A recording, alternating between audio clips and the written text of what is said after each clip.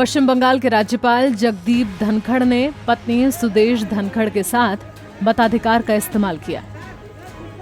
राज्यपाल जगदीप धनखड़ ने अपनी पत्नी के साथ प्रिंसिपल अकाउंटेंट जनरल कार्यालय में स्थित 162 नंबर बूथ पर मतदान किया।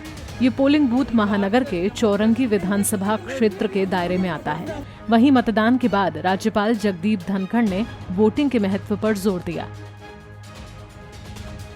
धनखड़ ने कहा कि लोकतंत्र को मजबूती प्रदान करने के लिए मताधिकार का प्रयोग जरूर करना चाहिए। उन्होंने कहा कि मतदान से ही लोकतंत्र की जीत होगी। कोरोना की दूसरी लहर के बीच मतदान के लिए किए गए इंतजाम पर राज्यपाल जगदीप धनखड़ ने चुनाव आयोग की दिल खोलकर तारीफ की है। उन्होंने मतदान की तैयारियों के लिए चुनाव आयोग और केंद्रीय सुरक्षा बल के जवानों का शुक्रिया अदा किया।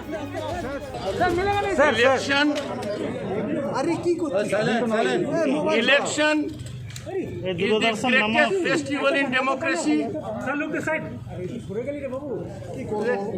We both have voted. COVID protocol is being followed 100%. I am very happy with the arrangements. This is the 8th phase. Excellent work has been done by Election Commission and CAPF. It is time for everyone to exercise right to vote. Democracy is powered only by your vote. A single vote can make all the difference. Anyone who does not vote, loses right to have grievance. There is no reason or ground not to vote. The high turnout of 7 phases indicates greatest faith in our democracy, the largest in the world. I congratulate the voters for having exercised their right to vote fairly and fearlessly in earlier phases.